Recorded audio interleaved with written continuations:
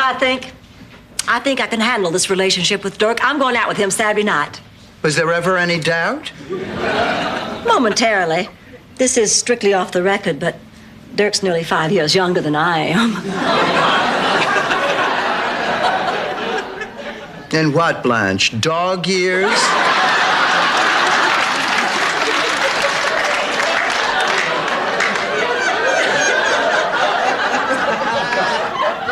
However, I have decided to overlook that minor detail and succumb to the Vesuvius of passion that is about to erupt from me. Stand back, we're gonna get something on us. I am talking about what's happening between Dirk and me. It's something really special, something fragile and rare. I've only felt this once before. It was during my 17th summer, and I was working behind the cosmetics counter at the Rexall drugstore. I was stocking the Maybelline display when I heard this booming voice say, "Excuse me, ma'am, where are the cuticle scissors?" I turned around, and there he was, our eyes locked, and for one brief moment, there was nobody else on earth but the two of us. Please, Blanche, Sidney Sheldon tells shorter stories. I know in my heart, if I'd just followed my feelings that day at the Rexall drugstore, today I would be Mrs. Andy Griffith. I tell you what, I'm not going to make the same mistake with Dirk that I made with Andy. Didn't she tell us that story before? Yes, but the last time it was Woolworth's, a toenail clipper, and John Cameron Swayze.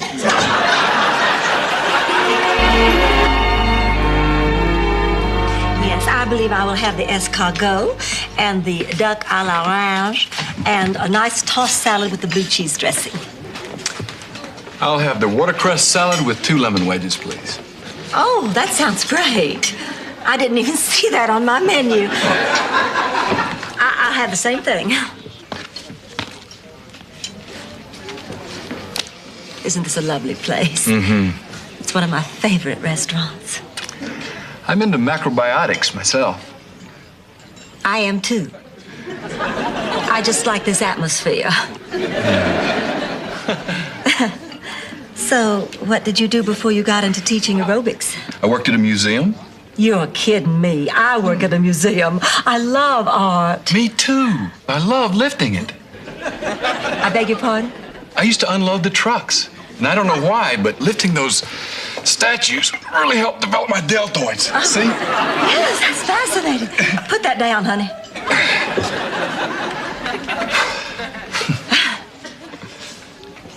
Read any good books lately? Pumping Iron. I saw the movie too, but I don't think it did the book justice. How could it? I really like being with you. Well, thank you, Dirk. I like the way you sound and the way you look. Well, thank you, Dirk. You remind me of my mother. She lives in Seattle, and I haven't seen her for about 3 years. But when I'm with you, I kind of feel like I'm home with Mom.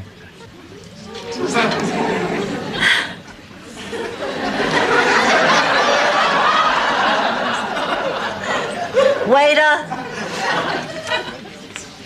86, the watercress. I'll have the orange duck and a double Jack Daniels on the rocks. Let's get into these Reddit comments, shall we? Peter isn't one to talk about James and his past. Remember Peter's really neat friends that he had on his BookTube channel? They were all teenagers. In my legal opinion, old men shouldn't be trying to be friends with teenagers or even 20-somethings. Shit is weirdo behavior. If you're in your 40s and you're talking about the friends under 18 you've been making, you should be embarrassed, not to mention he's going so hard on Colleen and James. And he turns around and does the same thing, hoping that nobody would notice it. With it coming to light that Peter has been making friends with teenagers, some even under the age of 18 according to him, it's worth noting that Peter openly talked inappropriately to a teenager in the past, a 19-year-old. The post also exposes a lie Peter told when he was defending himself against John Kuckian, alleging that Peter would talk inappropriately to him when they were friends. John was also very young in comparison to Peter. He was 21 or 22 at the time. And you know what else rubs me the wrong way? Peter was more concerned about his Christmas being ruined than anything else in that video where he threw a fit. I for one think John was onto something and hit the nail on the head with it. Peter was extremely adamant that John Kukian was lying and that he didn't talk inappropriately to him when they were friends. Peter specifically used the fact that he would never, and has never, called someone, baby, to discredit everything else John accused him of saying. Come to find out, just a few months before John made his accusations, Peter was in a live stream talking inappropriately to a 19-year-old and called him baby multiple times. Peter didn't get called out for it at the time though, because nobody really took notice of that live stream of Peter's until a couple years after John made his accusations. So everyone sided with Peter, but had they known Peter was lying about the baby part, and that around the same time frame Peter was talking inappropriately to another young person, would they have still believed Peter? Maybe not. Charles Gross was a young man at the time too, and Peter tried to ingratiate himself with him. He forgets apparently that some of us have been around since 2016. If anyone would have behaved 100% like Colleen Ballinger, it would have been Peter Monn. Funny how he deleted his Snapchat, Tumblr, and that his Pemovision Twitter account got suspended. Wow. He was using the oldest trick in the book, accuse others of what you are guilty of doing. This man really is a fucking hypocrite. The clip of Peter being flirty, inappropriate on live stream with a 19-year-old was just a few months before John Kukian said Peter had been flirty, inappropriate with him during private conversations. If Peter would behave that way openly, then it's not a stretch to think he might have done it privately too. I've seen Peter's past tweets, Tumblr, etc. He definitely had a very vulgar side to him which most of his current fans probably aren't aware of. If Peter was so innocent, he wouldn't have thrown a fit when he got called out and deleted everything. So the fact that he goes off about James Charles is real rich. Considering Peter was following James the whole time. We're going to dive into Peter's video from last night, What an Eye Roll. It's a pattern of selective storytelling, convenient memory, and shifting moral standards depending on who Peter is talking about that day. And once you start lining up his own words side by side, the whole narrative begins to wobble. Let's start with the comment deletion issue, because this is where the credibility cracks open first. Peter very confidently claims, I don't delete comments. It's said plainly, almost defensively, like someone who knows the accusation is circulating and wants to shut it down quickly. But the problem isn't just the statement, it's the reputation that follows it. When multiple viewers consistently report having their comments removed, especially critical ones, that denial starts to feel less like truth and more like damage control. You don't get that kind of smoke without at least a little fire. And when a creator insists something isn't happening while their audience is actively experiencing the opposite, it creates a disconnect that erodes trust fast. Then we move into the Manny situation, and this is where things get, let's say, creatively interpreted. Peter claims Manny's dad used to reach out to him, positioning himself as someone directly connected to the inner circle, someone in the know. But there's never been any substantiated confirmation of that. No receipts, no corroboration, just Peter's word. And given the pattern we're already seeing, that word starts to carry less weight. It reads less like fact and more like self-insertion into a narrative to boost credibility. Almost like saying, I was important enough to be contacted, without anything solid to back it up. Peter did make a video on how he used to admire Manny's butt, gross, and then there's James Charles, arguably where the contradictions become impossible to ignore. Peter tries to present himself as morally consistent, saying he wouldn't spend time defending figures like James or Jeffrey. Yet at the same time, he admits he was still following James, still engaging with his content, still very much tuned in. That alone raises eyebrows. Because if someone truly believes another person is harmful enough to warrant public condemnation, continuing to follow and engage with them quietly behind the scenes feels contradictory at best. But it goes deeper than that. Peter criticizes others for platforming or associating with controversial figures, yet excuses or downplays his own proximity when it suits him. He speaks harshly about allegations when it aligns with the narrative he's pushing, but then minimizes or reframes them when it becomes inconvenient. It's not a consistent moral stance, it's a flexible one. one that bends depending on who he's discussing and what angle benefits him in that moment. And that brings us to the Christie situation. Peter frames the narrative as though others should have acted with integrity, implying that if someone truly had strong morals, they wouldn't have participated in actions that could harm someone's career.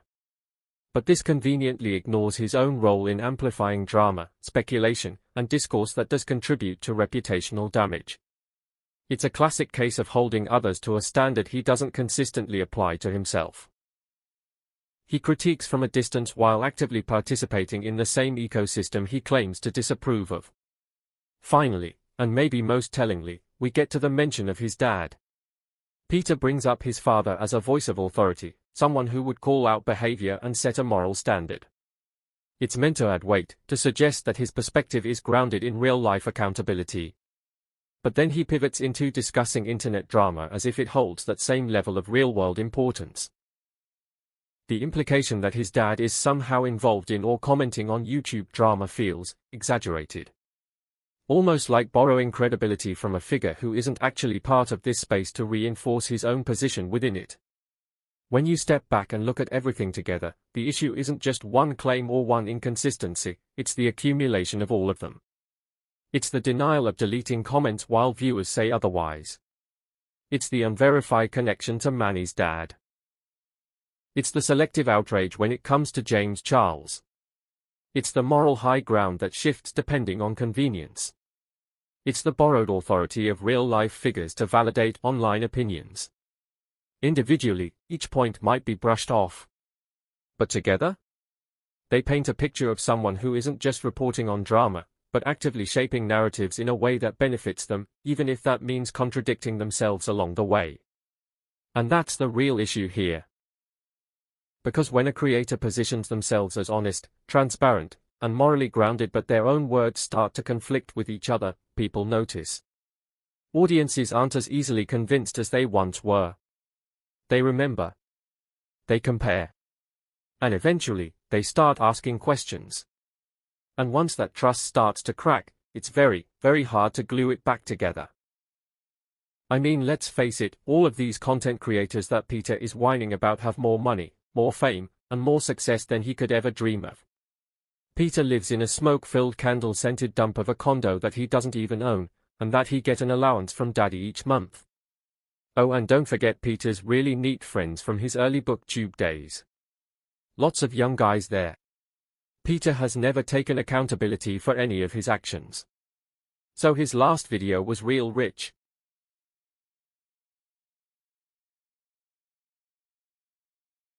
Is with people being obsessed with young male YouTubers, and when they don't get what they want from them, they become obsessive and talk about them for months. I had the exact same thing with this man. Literally stalked me for so long, posting videos about me, until he made a Facebook group and tried to charge people to join it, okay, because they had to be true John Cookian haters. Bear in mind, he used to send me naked photographs on Snapchat until I blocked him, and then he becomes my biggest hater. It's the exact same thing. I'm sorry, I'm not anything special. I don't think you have to be overly attractive to attract a perverts. I just think there's some people in the world that are honestly just sad and pathetic. That is today's video. I really hope it was okay. I'm sorry if this was uber graphic. I'm sorry if it was triggering. I'm going to try and put a trigger warning at the start or something. I hope you're having a fantastic Christmas. I'm sorry if this was a more aggressive video, Cookie Fam, but imagine in my position, being a human being that's literally been harassed for a year. What's the difference between me, okay, and a creator that has 1,000 subscribers? Can I tell you, the only difference is views.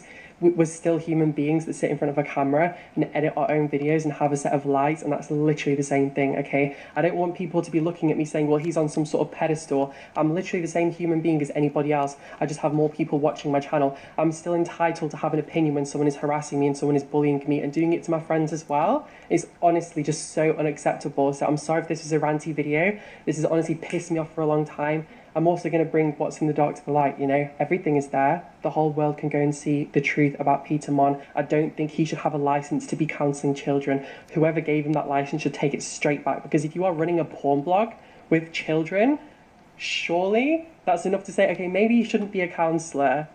Maybe you shouldn't be working with children. Do you see what I mean? You can send your following of evil, malicious, nasty people to come and harass me like you did the last time. I'm not going to send anyone to come and harass you. I've just wanted to talk about this for such a long time, and I have my receipts together, and I'd rather just put it out now. So Merry Christmas. Hope everything is going well.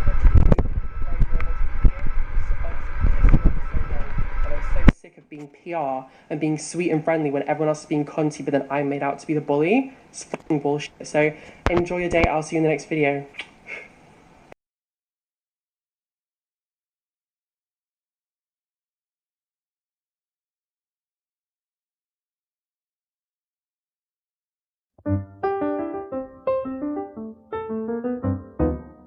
Tell me lies, tell me twice, say you never hit delete that night. Scroll goes missing, comment's gone, but you swear it's all just rumors online. You say I don't, but we all see. Funny how it disappears so clean. 1 minute there, next minute, poof. Guess honesty took a little leave. Or you switch it up, depending on the day. Who you like and who you throw away. Moral high ground comes and goes. Just depends on who you're dragging, I suppose. So tell me lies, tell me sweet little stories. Rewrite truth like it's YouTube glory. Follow, unfollow, pick a side. But don't forget, we see the right. Tell me lies, say you never knew. Say your words didn't contradict you. But receipts don't fade with time, they just wait for the perfect line. Now Nanny's dad is on the phone. Funny how that story stands alone. No receipts, just trust me, babe. Yeah, we've heard that line before. Okay, you say James is all the worst, but you stay subscribed in silence first, watching close while throwing shade. That's a very interesting game you play. And no, your dad would disapprove of all this mess you like to use, but somehow he's a talking point in drama that he never joined.